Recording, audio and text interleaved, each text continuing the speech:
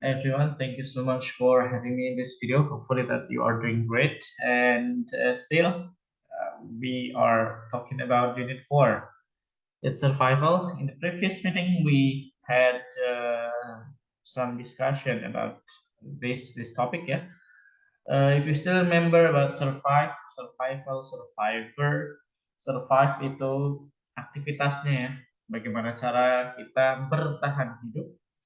Survival, kalau survival ini sebagai kata sifatnya, contohnya survival tool, survival activity, survival channel, survival YouTube channel, or any other diction. And we have survivor, ada orangnya, orang yang bertahan hidup. And then we have challenge, problem, the challenge, wilderness, alam liar, kita juga kemarin sudah. Kalau di alam liar ada pembahasan tentang alam liar, berarti tentang wilderness, ada wild animal. Sedangkan kalau di environment, lingkungan sekitar kita, we have tame animals. Okay, and we've done these pictures, this one as well. Because for today's activity, actually it's about giving an opinion, maka saya akan meminta kita agar aktivitas yang kita lakukan itu terkait dengan giving opinion. Nah, ada beberapa cara when we are going to give our opinion or even asking for opinion. Kalau asking for opinion paling gampang kemarin apa? What do you think? What is your opinion? Nah, dua itu yang paling gampang. Maybe we have any other diction or any other expressions. For example, di sini ada what are your views? What about? How about? Do you have an idea? Do you agree with something? Bisa seperti itu. Itu cara menanyakan opini. Tapi tetap yang paling sering kita temui pasti ya. What do you think about this? What do you think about this bottle? What do you think about this phone? What do you think about this audio speakers? What is your opinion about my appearance? What is your opinion about our classroom? Jadi dua itu yang paling gampang. What is your opinion sama what do you think? Itu yang paling sering dan paling gampang untuk kita ingat ya. Apakah boleh kita menggunakan dua itu terus? Of course you can use both of them for expressing your opinion. Boleh saja pakai itu pun seumur hidup tidak masalah. For me, just use the easiest one as long as it's understandable, just use it gitu. Giving opinion akan sama ketika pertanyaannya what do you think about this life, what do you think about this building, maka jawabannya akan I think. Nah, di sini yang paling gampang, I think this building is too small. I think this room is very clean. Selain I think, yang paling gampang adalah in my opinion. In my opinion. In my opinion itu juga yang paling gampang. Jadi ada dua yang paling gampang. Ada I think, ada in my opinion. Itu dua yang paling gampang sekali. Maybe you will have any other expressions. Contohnya I personally feel and I have any other opinion about this, I consider that, I feel that, itu boleh saja. As long as it's still in the context in giving opinion, maka ya boleh saja, sah saja. Tapi saya akan sangat merekomendasikan gunakan yang gampang saja agar kita lebih mudah untuk prakteknya dan lebih mudah untuk mengingatnya. And your activity, actually it's about writing. It is about writing actually. But I think I will just give an explanation, a bit explanation about the writing. Karena mungkin writing seperti ini itu sangat mungkin sekali muncul di pembahasan yang akan misalkan soal-soal yang muncul di ujian final test yang written itu sangat sangat mungkin untuk muncul. Jadi when you are doing the final test or at least the midterm test, kemudian yang ditanyakan adalah tulislah beberapa paragraf mengenai your opinion tentang misalkan Bandung, it could be. Terus what is your opinion about Purwokerto in 2022? It could be. What is your opinion about COVID-19 in the late 2022? Boleh. Tapi yang jelas, I'm giving you the organization of the right. Idenya masing-masing satu orang dengan yang lainnya mungkin beda. But the organization, how we construct the paragraf, kemudian bagaimana kita membuat susunan apa yang disampaikan, this is a template. Jadi the first paragraph, it will be the introduction. Introduction. It is the introduction. What do you do in this part? Of course, you give the introduction. You tell about the general information. Still, it's about general information. Masih general information. I will move it here so you can see it clearly. Jadi di paragraf 1 masih general information tentang what is it, where, when, ya, tentang itu. Tidak terlalu mendalam. Misalkan, what do you think about COVID-19 in 2022? Misalkan introduction, COVID-19 is a dangerous virus that firstly appeared in 2019, but it came to Indonesia in 2020. It was very dangerous for quite a long time, but now people do not concern anymore with COVID-19 because of the vaccine. Bisa seperti itu, boleh saja. Atau you can see the topic from other perspective. Misalkan from the education, you can also do so. Misalkan COVID-19 is a dangerous virus and it affects the education system. Back then we had online classes for quite a long time, but now students come to the classroom and we can have offline classes. Nah, misalkan seperti itu sah-sah saja. It's general information. Jadi apa yang akan kita bahas, kita buat statementnya itu di paragraf 1. If you want to talk about education, maka gambaran umumnya ada di paragraf 1. Kalau yang kita bahas mau tentang sudut pandang tentang kesehatan, ya di paragraf 1 membahasnya tentang kesehatan. At least kalau mau saya buat gampang, maka itu tentang what, when, where. Ini yang paling sering muncul di paragraf 1. What ini akan ke arah apa? Is it about education? Is it about health? Is it about psychology? Kemudian when ini topiknya hangatnya dari kapan sampai kapan, atau mungkin tentang sejarahnya, itu kan berkaitan dengan waktu. Kemudian the area, the limitation about the area. Areanya yang mau kita bahas hanya lokal atau nasional atau even international, it's up to you. Jadi sah-sah saja.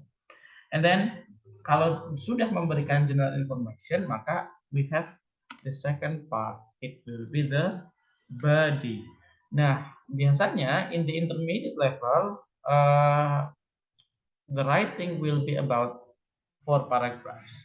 Maka di body akan ada paragraf 3 dan akan ada paragraf 2 dan paragraf 3. Jadi paragraf 2 dan paragraf 3. Introduction cukup 1 paragraf, but body 2 paragraf. Kemudian baru ditutup dengan paragraf yang terakhir bagian 3, yaitu closing atau boleh juga conclusion Nah, ini cukup satu paragraf saja. Jadi total akan semuanya adalah 4 paragraf. Introduction 1 paragraph, body 2 paragraphs, paragraf 2 dan paragraf 3. Closingnya 1 paragraf itu cukup. Nah, kita kembali ke body. Di body apa yang kita bahas? It about the details of the information. Ya, detailsnya. Saya akan sangat merekomendasikan kalau kita misalkan membahas detail, maka kita bisa menguliknya melalui 5 WH question ya. 5W1 tentang apa, di mana, kapan, bagaimana, kenapa, siapa. Nah, mungkin you have mentioned it before in the first paragraph, but it's not too detailed because it's just general information. Maka boleh diulik lagi di paragraf 2 dan di paragraf 3. Nah, ini hanya sebagai cara mudah agar kita bisa mengulik tentang sebuah informasi. If we still talk about COVID-19, where bisa mengatakan where is the origin, asalnya tuh dia dari mana, maka bisa diterangkan. Kemudian kalau di Indonesia awal mulanya di mana, where, awal mulanya di mana, bisa. When juga bisa, awal mulanya kapan, bisa, dari sudut pandang kapan dan di mana itu bisa. Atau misalkan who, siapa sih yang memang bisa terdampak, siapa sih yang bisa terkena. You can explain about that. Everyone can get COVID. Bisa jadi semua orang kena COVID karena semua orang tidak bisa mengetahui kapan dan di mana virus itu berada. Jadi kita bisa melihatnya dari berbagai macam sisi. Kemudian how, bagaimana persebarannya. Kemudian why we have to be careful with this virus. You can tell about the reason. Itu adalah informasi yang sebenarnya semua orang itu tahu. Everyone knows about that information. Kita hanya menuliskan saja, memberikan informasi yang memang kita sudah tahu, kemudian kita tuliskan dalam bentuk paragraf seperti itu. Itu sangat mudah sekali. Nah, yang jadi pertanyaan, mungkin berapa baris nanti ketika kita menulis dalam satu paragraf? Well, I will not say that one paragraph must be about 10 lines, 20 lines. It's too long ya. 4 baris itu cukup untuk menuliskan satu paragraf. Because if you discuss more than that, it will be too long. And it will take a lot of time. Jadi akan sangat terlalu lama kalau misalkan kita menulis satu paragraf dalam isian sekitar 10 baris, 20 baris. Jadi lebih baik it's short, but it contains the whole information. It contains a rich of information. Tidak usah terlalu banyak basa-basi, yang penting intinya itu tertulis masuk ke dalam bagian yang paragraf jadi seperti itu. And then we go on to the last paragraph. It's about the closing or the conclusion. Nah, apa yang kita bahas? Of course, if it is an opinion, you may put your opinion there. If it is an opinion, put your opinion there. Karena ini opinion, put your opinion there. Kenapa? Karena it will be about a comment, feelings, akan ada feeling, comment, maka taruh opininya di sini. Your feelings, your comment, your comments, suggestion. Jadi put your opinion. Karena fakta-faktanya sudah ada di paragraf 1, paragraf 2. You give the facts, you give the real information, and then you put the conclusion, and it contains about the feeling, your feeling. Menurut saya merasa bahagia sekarang tidak ada COVID-19 lagi. Even though mungkin sekarang masih beberapa orang masih bisa terkena, but kita bisa tetap menjadi orang yang aman karena sekarang sudah divaksin. Atau you put any other comment. Menurut saya COVID-19 sekarang sudah ada. Meskipun ada, it's just small number.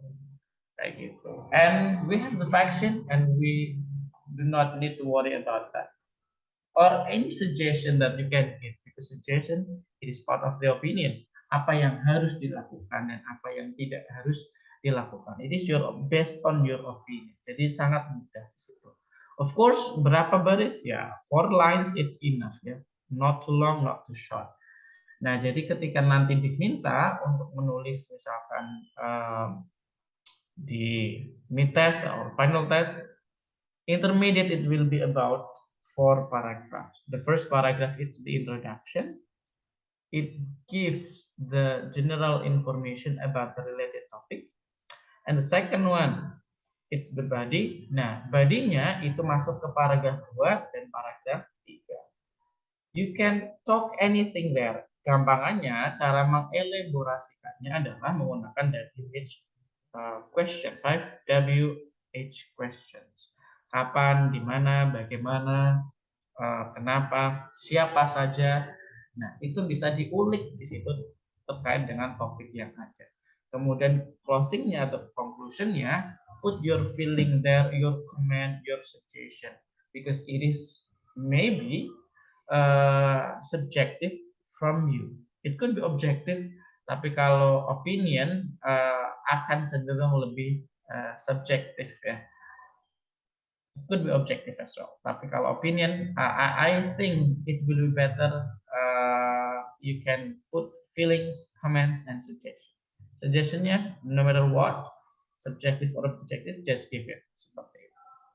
Nah, other activity yang bisa kita lakukan tentang giving opinion adalah tentang speaking, yaitu menerangkan. Karena topik kita masih tentang survival, I want you to make a video. So only one activity. It's about making a video. Video tentang apa? We have some words here, the list of tools, survival tools. Nah, kita punya ada beberapa survival tools. Ada knife, jacket, match, tent, and then rope, flashlight, sleeping bag, backpack, canned food for 3 days, portable gas stove, clothes, and compass. I want you to pick 5 the most important survival tools according to you.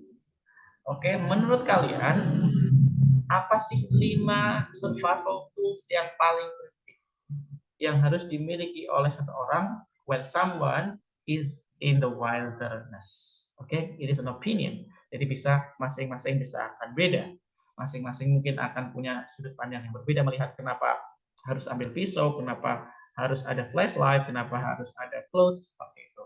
So, pick 5 the most important survival tool according to you from this box ya.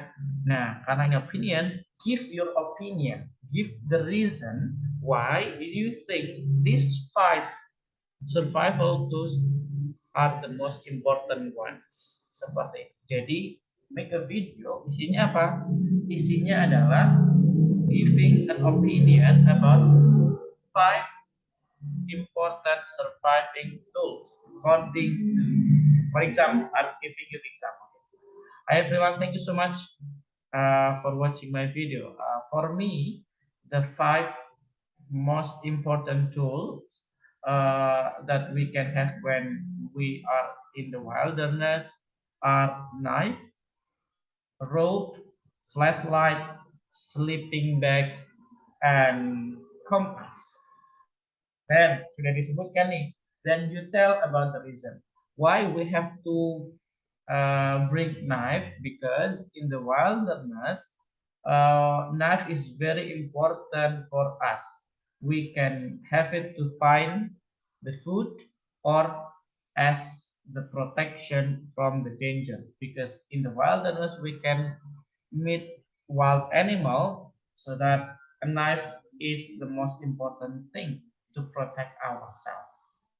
That's the first reason. The second one, why a rope is very important, because in the wilderness, in the forest, sometimes we find cliff and we will need a rope to climb the cliff or even to climb a tree, then we need a rope. flashlight, why it is important? Because during the night, it's very high. It's very hard to make a fire, especially if it is raining. So flashlight is the solution so that we can see in the dark. Nah, itu contoh-contoh. Sebutkan 5 saja, kemudian alasannya kenapa 5 alat tersebut penting menurut kalian. So the activity is only one. Make a video telling about 5 most important tools according to you. Diambil dari sini, menurut kalian 5 yang paling penting apa ketika ada di alam ya, and the reason, apa alasannya memilih 5 alat tersebut. When you're done, upload your video to YouTube, kemudian submit the link on the on class, just like usual ya. Jadi buat videonya menerangkan tentang 5 alat survival yang paling penting dan alasannya apa ketika memilih 5 alat tersebut. Setelah selesai, upload video di YouTube, kemudian submit linknya di on class. So that's all. Very simple. So thank you for listening and have a nice day. See you when I see you. If you got any question, you might contact me later on through WhatsApp. Thank you so much. Have a nice day.